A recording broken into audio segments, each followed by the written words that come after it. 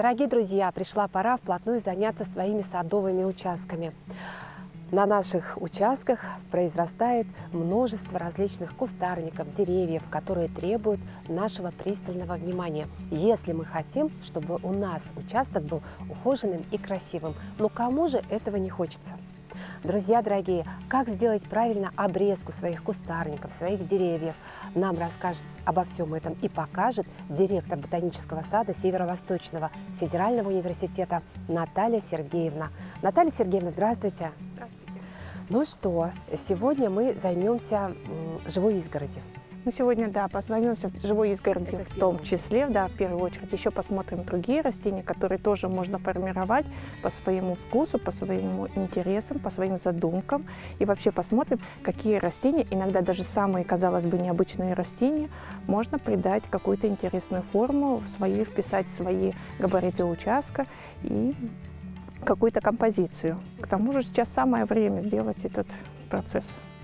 Сам себе дизайнер ландшафтный, да, получается? Ну что, дорогие друзья, вот посмотрите, мы сейчас двигаемся в сторону нашей живой изгороди, которую нужно будет обрезать, чтобы она росла красиво, ровненько, радовала глаз, ну и, в общем-то, в будущем стала действительно не только украшением нашего участка, но еще и нести свою вот основную функцию, как изгородь, да?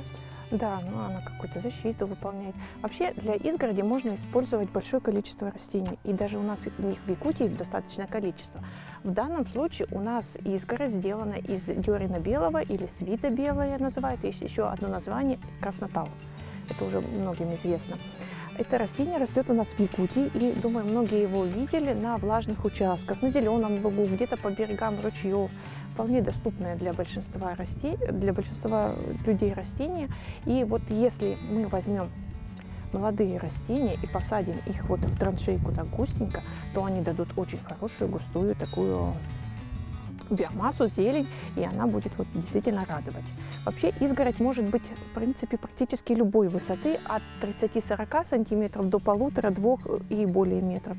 Ну, обычно, когда какие у нас есть запросы, мы так и делаем. Если мы хотим закрыться от соседей, например, создать какой-то зеленый щит, или с улицы закрыться от дыма, от пыли, вот и выхлопных газов, то мы, конечно же, можем сделать изгородь побольше, чтобы она была высокая, густая и выполняла как раз-таки защитные функции свои. Здесь же, конечно, у нас больше такое декоративное назначение. Еще хочу отметить, что гораздо лучше поддаются стрижке, поддаются формовке молодые растения. Ну, естественно, они пластичные, они растут быстрее, они набирают массу, и уже быстрые, в достаточно короткие сроки мы можем получить какой-то результат. А вот смотрите, вы посадили их совершенно маленькими какими-то росточками. Здесь у нас она выполняет такие декоративные функции, она будет небольшого размера, она будет просто вот радовать глаз, как бы вдоль дорожки. Это вот такой декоративный элемент. Здесь наша задача именно держать их на определенной высоте, какую мы захотели. Вот это у нас в данном случае около 50 сантиметров. 50-60, да, мы так ее и будем.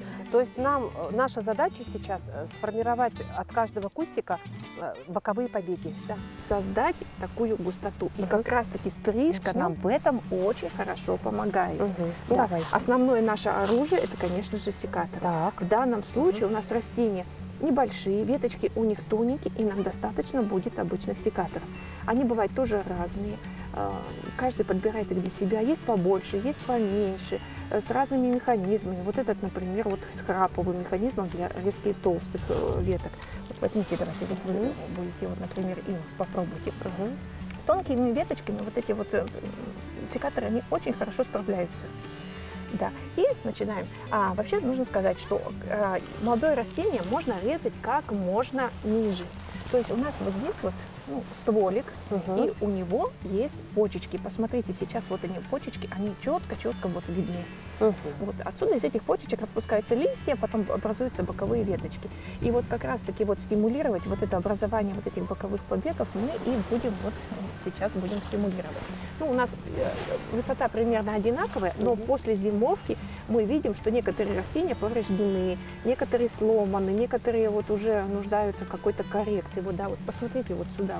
Вот. видите, вот здесь вот стволик поврежден, кора повреждена, и мы, следовательно, должны его Удалить. Да, давайте попробуйте вы сами. Так, ну-ка. Вот посмотрите, вот такие, он такой да. старенький, Да, и он у такой самого Как краешка, можно ниже мы, чтобы не было пенечка, давайте, обрезайте. вот здесь вот. Да, да. Вот видите, у вас механизм такой храповый, он Во, за несколько приемов вы срезали. Вот. смотрите. А у меня секатор другой. Вот я вот, например, вот тоже у нас здесь веточка немножко. есть поврежденная, но мы видим, что у нее внизу вот здесь вот есть почечки боковые развиваются, и мы их оставим для того, чтобы они дали боковые побеги. И поэтому я вот в данном случае вот срежу вот эту часть поврежденную, я ее срежу повыше. Так вот, все. Вот, и все. Да, все. Давайте я Вот так себе. мы делаем обрезку. У нас остается срез, должен быть всегда ровненький, гладенький. Никаких задиров не должно быть. Это обеспечивается вот все-таки хорошими, острыми секаторами. Понятно. Они должны быть хорошо наточенными, хорошо отрегулированными. И именно для древесных растений. Есть те секаторы, которыми стригут травянистые растения, они не так хорошо справляются. То есть нужно это иметь в виду. А теперь вот мы поняли, убрали вот эти вот старые как бы побеги, они такие толстенькие, вот этот толстенький, да? Угу. Это как бы материнский, видимо, был, да, получается? Когда-то, да. Да, и уже он разросся и дал вот новые побеги. А вот на этом вот, допустим, вот этом вот кустичке, ну, например, смотрите, вот здесь вот, он уже выбивается из, мне кажется, его нужно немножко подрезать, потому что мы говорили, у нас высота нашего побега должна быть, ну, самого растения изгороди, это 50 сантиметров. Да, примерно так должно быть. Вот видите, да, этот побег уже когда-то стригли, вот макушечка, пенек остался. И боковые ветки у нас здесь пошли. Вот они нарастают. Вот здесь вот этот побег еще не был стриженный, и мы поэтому примерно на общую высоту мы берем и стрижем. Но мы здесь должны посмотреть. У нас здесь же везде почечки есть, которые проснутся. Нам нужно их не повредить и срезать вот примерно ровно, ну вот, да, вот буквально вот над этой почечкой немножко отступив вверх, вот так вот срезаем, вот, да, чуть повыше. Если мы срежем ниже, мы можем повредить почку. Если мы срежем высоко, вот этот пенечек, он высохнет, ну вот примерно вот как вот здесь вот, он высохнет и будет некрасиво. Некрасиво. Это уже, да, А вот, друзья теряется дорогие, декоративность. я поняла, вот от этой почки у нас пойдет побег вот в стороночку, да? Да, да. Вот. Но это здорово. Вот здесь вот было когда-то точно так же срез произведен, и у нас вот уже пошли Пошло как бы. ветвление. Скажите, а вот еще раз, вот это маленькое вы посадили в стаканчике, ну Нет, вот побеги? Нет. Это не так? все древесные растения мы никогда не размножаем в комнатных условиях, мы не сеем их через стаканчики. Мы все выращиваем на своих участках, в грядках, в коробах, в поле. Сеем семена в землю именно. Потом, когда растения подрастают, мы их рассаживаем. И потом, когда они еще немножко силу наберут, они уже идут на высадку. Вот у нас Уже там, взрослые, да, да. видите, у нас изгородь когда-то, у нас была планировка немножко другая, мы ее осенью поменяли. И вот этот кусок у нас, он уже давно созданный, он такой достаточно уже сформированный. А там у нас дальше посажены уже молодые растения, они маленькие, но они очень быстро наберут свою массу, свою высоту, и тоже постепенно они сольются и будут создавать вот уже единую такую композицию. Наталья Сергеевна, смотрите, если, допустим, ну, дома у себя мы хотим, сейчас же у нас очень подорожали стройматериалы, вот начну с этого, и, допустим, у моих соседей по даче, у них забор, знаете, они живут как в аквариуме. Вот мы смеемся, потому что у них только лицевая сторона закрыта, а мы все-таки вот привыкли, что все-таки зона приватности как-то должна быть, а все три стороны, они открыты. И вот мне кажется, для таких изгородей открытые, ну, имеется в виду как рабица или как вот, ну, в общем, такой вот стройматериал, забор из вот рабицы. И хочется закрыться там, ну, от соседей, может быть, от улицы там, да, поэтому вот такая изгородь – это просто вот какая-то невероятная находка, мне кажется. Да, и выход из положения, когда можно, вроде бы у тебя и заборчик есть, и вроде бы у тебя и все закрыто как бы. Это вот, мне кажется, это здорово. Да, вот особенно хорошо, может, пройдем вот в следующую локацию, там Давайте. у нас вот как раз гораздо более высокие боярышники растут. Давайте.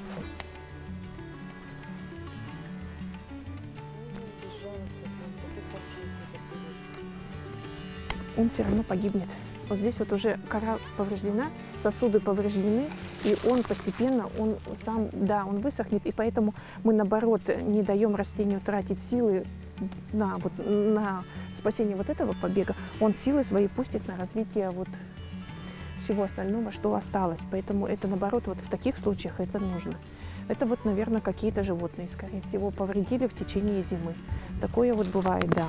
Часто еще бывает, что повреждения от косы, мотокосы, вот эти вот, когда косят неаккуратно, забивают леской, и вот такие же вот тоже задиры попадаются.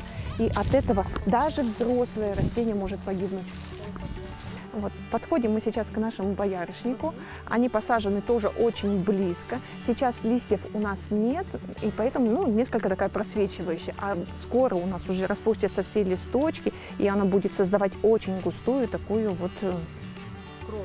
Да, крону, которая как раз-таки нас защищает вот от каких-то чужих взглядов, пыли, от выхлопных газов. Все эти растения тоже стригутся. Друзья, посмотрите, какая высота. Вот это действительно живая изгородь. Представляете, она вся покроется зеленью, шапочкой вот такой очень плотненькой. И наше дерево, наш боярышник, да, он такой кругленький, как такой овальчик, да, получается, прямо вот начиная.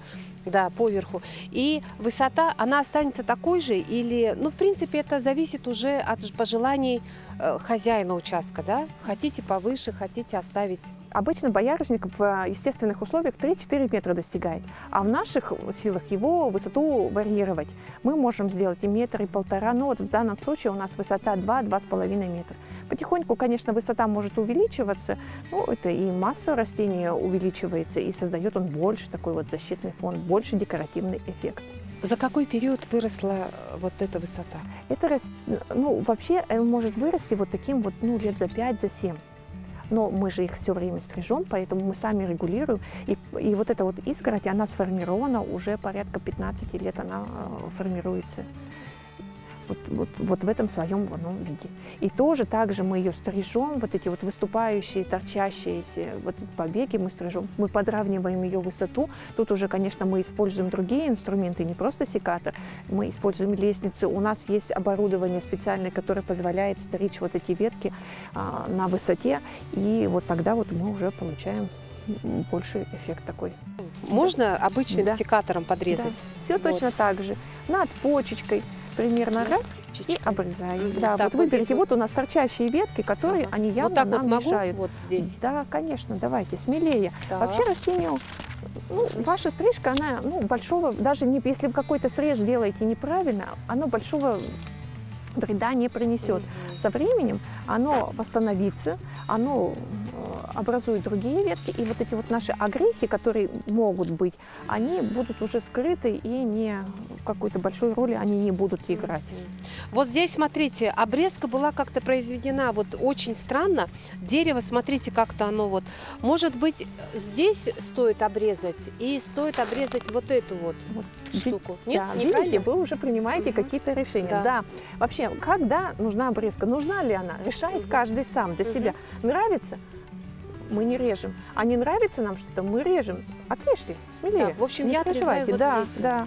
Торчащие, И мне хочется вот эти вот корявые веточки, корявые, они, конечно же, в потому что подлежат уничтожению. Она растет как бы одна, и хочется, чтобы на ней уже пошли побеги в бок. Вот, нам же нужно массу нарастить, поэтому мы убираем лишнее. Вот эта ветка, посмотрите, она тоже какая-то вот здесь головатая, скажем так, да? Вот. Поэтому вот эту вот, мне кажется, гущину надо убрать вот здесь, как думаете? Верно? Друзья, здесь веточка у нас, посмотрите, вот вы можете сами даже оценить, она здесь голенькая идет, вот до какого-то момента, а здесь у нас уже как бы разрослось. И хочется, конечно, вот здесь, мне бы хотелось, например, если бы это было мое деревце, чтобы здесь у нас было погуще. Стало быть, мне кажется, нужно обрезать где-то вот в этом районе, правильно? Да, давайте так и сделаем. А веточку мы также обрезаем над почечкой, чтобы не повредить почечку, немножко отступаем и срезаем. Также мы следим, чтобы не осталось пенька, который потом высохнет и будет просто некрасиво торчать, а то и кто-нибудь еще на него напорится. Поэтому аккуратно выбираем место, срезаем и используем. Ну что, вот здесь, мне кажется, вот эта вот веточка пусть останется. Да. И вот где-то, правильно, да? Правильно. Так, друзья, в общем, я режу. Давайте. Вот. Ох, надо. Вот. Все. Представляете? Вот что у нас получилось. Вот. И вот ветку сразу видно, что она вот здесь вот голенькая. А хочется, чтобы у нее пошли вот, ну, в общем, боковые побеги. Вот так вот. Да, мы своей обрезкой пробудили спящие почки, которые потом распустятся, из них появятся новые листочки, побеги, и растение будет становиться постепенно все гуще, гуще, красивее и красивее. Немножко вот к этому месту делайте. Хорошо.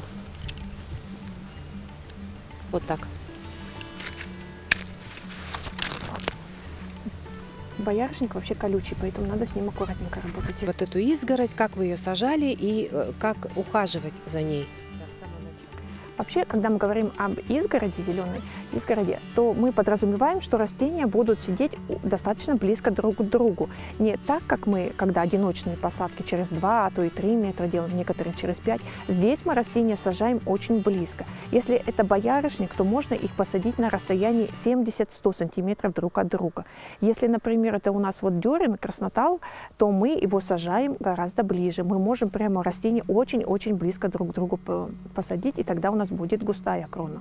Если мы сажаем карагану, то что вот акация желтая, то что называют у нас, мы их можем посадить примерно 5 штук на 1 погонный метр. То есть для того, чтобы их посадить, мы копаем, собственно говоря, траншею, которую заполняем питательной смесью, и в нее уже сажаем растения. Траншея нам еще помогает в дальнейшем ухаживать за ними. То есть она сдерживает воду.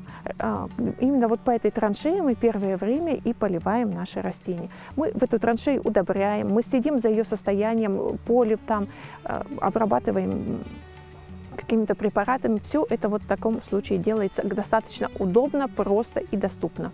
Если это у нас боярышник, он достаточно крупный, да, и мы хотим вырастить его достаточно высоким, то у нас траншея должна быть минимум 40 сантиметров шириной и глубиной примерно тоже около 40 сантиметров. И весь этот объем мы заполняем питательной смесью, состоящей из дерновой земли, песка и перегноя. Плюс еще при посадке желательно внести туда удобрения. Это делается однократно на всю жизнь или потом?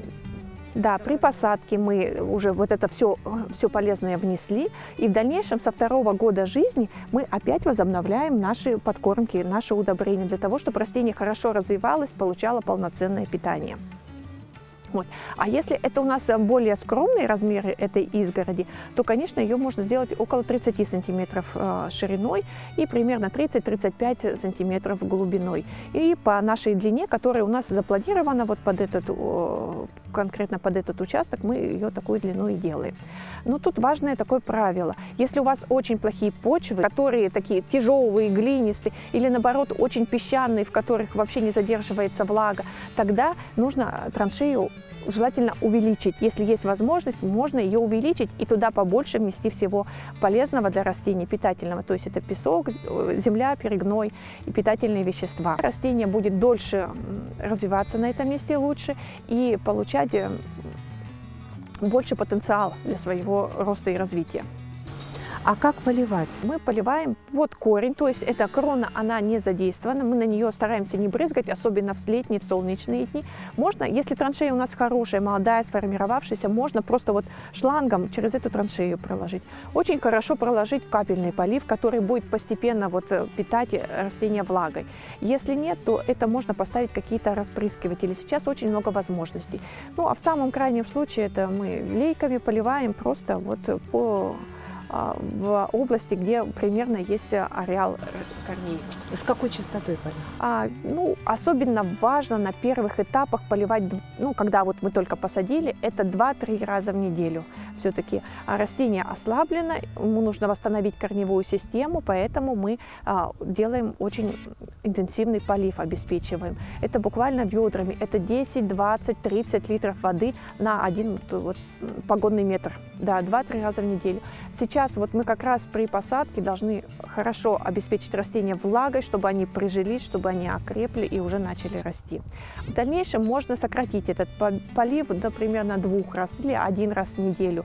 В зависимости тоже от погодных условий. Жаркое, сухое лето, оно требует большего внимания, большего полива. А если это лето достаточно влажное, действительно, когда осадки выпадают существенные, когда это не только вот верхний слой почвы промачивается, а влага уходит внутрь, тогда полив можно немножко сделать меньше. Будет очень обидно, если, допустим, мы посадили, и вдруг какой-то там набег каких-то вредителей, и вся наша изгородь погибнет. Да, конечно же, таких случаев бывает постоянно, кто-то покушается на внешний вид, на жизнь, на здоровье наших растений. Это нужно систематически проверять, наблюдать. Ну, раз в неделю или при поливе, когда вот у вас есть возможность, вы даже чисто визуальный осмотр. Мы видим, растение начало как-то там деформируются листья, какие-то погрызы у них, дырочки в листочках появились, веточки как-то стали неправильно расти, или на листьях появился какой-то налет, пятна какие-то. Вот это все сразу же сигнализирует о том, что растение попадает в какую-то группу риска, и нужно, да, оно может быть заболеть, если болезни, да, оно может быть повреждено вредителем. И тут уже лечение адекватное, то есть мы поставили диагноз и уже подбираем дальше лечение, которое мы используем. Правильное питание обеспечено всеми микро-макроэлементами. Тогда растение развивается крепкое, оно противостоит уже. И плюс есть еще большая такая линейка разных препаратов, стимуляторов роста, развития. Они очень хороший потенциал дают растению, и оно выглядит, во-первых, оно выглядит лучше, оно растет быстрее, и оно сопротивляется вот всем вот этим вот напастям. Еще одно любимое растение, которое произрастает у нас на многих участках, это елочки. Да, ели, они, конечно же, особенные, они зеленые, они вечно зеленые и тоже имеют такую очаровательную харизму. Давайте вот посмотрите, да, елку можно выращивать ее в натуральную величину, когда она будет вырастать там, ну, до 15, до 20 метров, например, может вырасти. А вот здесь у нас пример того, что мы хотим вот сделать с елочкой. Мы ее посадили несколько лет назад, буквально 3-4 года назад. За это время она очень хорошо укоренилась, окрепла, набрала как вот боковые веточки, у нее все вот это вот, она сейчас достаточно хорошо выглядит, да. Мы хотим создать форму шарика. И все вот так вот опять выступающие веточки мы обрезали. Здесь проснутся боковые почечки. Вот видите, уже здесь вот начинает. И будет она становиться все гуще, гуще, гуще. И мы будем постоянно, регулярно ее подстригать. А вот примерно вот с наш рост, за какой период вырастет елочка? Я думаю, что мы ей не будем сильно давать расти, мы будем смотреть от густоты кроны. Если она будет хорошо равномерно увеличиваться, то она, конечно, позволим ей подрасти, чтобы она именно загустилась. Потом мы немножко ей послабление, конечно, возможно, дадим, когда она уже наберет вот вообще густоту такую. Это елочки уже вообще, ну, ее биологический такой возраст, это примерно около, наверное, 15 лет. 15 лет? И Ну она да, такая ну мы, крошка. конечно, да. Ну да, на первых этапах очень медленно растения растут, вот особенно хвойные. Ну и вообще у нас в Якутии растения отличаются таким замедленным ростом по сравнению с какими-то более теплыми регионами. Да. Подойдем еще к одному хвойному деревцу. Удивительным образом выглядит сосна. Вот такой может быть. Мы привыкли, что сосна, ну как бы вот ствол дерева и потом крона красивая. А здесь крона, смотрите, она прям вот снизу. Это то, чего добивается наш ботанический сад, Наталья Сергеевна, да, именно вот с елочками. Ели будут в конце концов выглядеть примерно так же, а вот это вот сосна обыкновенная, то, что привычное для нас, для всех, она вот выращивается в течение 25-30 лет уже. Вот мы ее формируем, мы над ней работаем. Если мы посмотрим внутрь, отодвинем веточки, то у нас здесь, посмотрите, сколько много этих веточек, как они там густо между собой переплелись. Да. И даже такое ощущение, как будто это не одно дерево цельное, а как будто тут 2 дерева, а то и 3. На самом деле была посажена одна молодая сосна в очень таком скромном размере. И вот и ежегодно мы делаем ей стрижку, тем самым стимулируя образование боковых побегов. Когда мы делаем? У сосны появляются свечки, когда она вот, то, что называется цветение, да, вот молодые побеги, которые появляются из веточек, они выглядят такими вот длинными побегами, такими небольшими иголочками, и они вот развиваются. Вот эти вот побеги мы ежегодно выщипываем, оставляем буквально 1-2 новые иголочки и выщипываем. И вот так вот из года в год мы это все повторяем. И вот благодаря этому она медленно вот растет, но растет очень хорошо, эффектно, густо. Вот эта вот сосна, которая у нас здесь вот чуть поменьше. Она посажена была лет на 5, где-то 7 после вот этой нашей большой. Но видите, она тоже очень хорошо формируется. Ну, вообще они нуждаются в таком достаточно пристальном внимании, потому что хвоинки все равно падают, да, у нее, вот видите, старые хвоинки, они все равно отмирают. И поэтому время от времени нужно ее чистить. Не только вот подстричь, но и почистить. Здесь отмирают хвоинки. И они постепенно накапливаются, и растение, ну, теряет свою декоративность, это раз. А во-вторых, и становится там, ну, забивается все. Просто не хватает ни солнца, ни свежего воздуха. Поэтому это вот регулярно нужно вот так вот немножко вот Приглаживать. Да, вот приглаживать. И вот эти хвоинки, как наши волосы, можно сказать, да? да. Вот они выпадают. Чтобы, мне кажется, вырастить за свою жизнь изгородь, но это нужно, да, потрудиться. Вот я такой сделала вывод. Очищать, вот, допустим, вот то, что касаемо сосны, да, это только про сосну вот такие вот вещи нужно, ну, имеется в виду манипуляции такие производить, да, каждый год. Ну, желательно, да. Вот посмотрите, здесь что творится, вон сколько здесь у нас здесь могут развиться застряло. болезни, Да, вредители да, какие-то, поэтому это все желательно убирать. Ну, вообще, с формированием хвойных растений, это, конечно, сроки у нас такие достаточно большие, там, 20. Они гораздо более быстрее растут и более пластичны, и быстрее поддаются вот именно формированию. И уже гораздо раньше можно получить, уже через 2-3 года уже мы получаем какой-то такой ощутимый результат. Это да. имеется в виду акация, да? Да, акация, вот, боярышник, дерен, вот, смородина альпийская тоже очень хорошо. Она декоративная или декоративная? Да. То есть несъедобные ягодки? Она ягодки съедобные, но ее урожай такой достаточно скромный. Она не позволяет там варенье делать с нее какие-то морсы. И у нее вкус несколько такой интересный. Кому-то нравится, кому-то не нравится, но тем не менее она высокодекоративная, быстро растущая и хорошо так густую дает вот такой хороший густой ряд. Смородина альпийская. Альпийская, друзья, возьмите на вооружение. То есть те люди, ребята, которые хотят вот прям вот сейчас и быстрее свою какую-то изгородь, то есть смородина альпийская. Да, смородина альпийская можно быть. Да. Ну а те, кто, значит, привык к какому-то основательно вот так подойти, запланировать, допустим, молодожены, да, вот вчера была свадьба, сегодня сажаем изгородь, да, которая станет живой изгородью через 20 лет. Когда наш сын окончит там институт, вот, ну, в общем, это такой долгосрочный такой, скажем, проект, да, да. требующий и внимания, а вот финансовые вливания. Ну, по сути дела, мы один только раз поливаем. Посадочный материал. Да. Мы должны где-то приобрести, или мы можем пересадить его со своего участка, где же вот манипуляции. Полив, конечно, если это вода привозная, то это тоже нужно учитывать. Ну и удобрения, какие-то препараты для защиты растений, но это не вносит такой существенный прямо такое значение. Посаженное растение, которое оно вот на одном месте. Главное выбрать место. Ну, вообще надо смотреть, где растение растет в природе. Если это мы говорим о сосне, то мы видим, что она растет на сухих участках. Это такие достаточно песчаные, на склонах где-то она, где нет такого застойного увлажнения.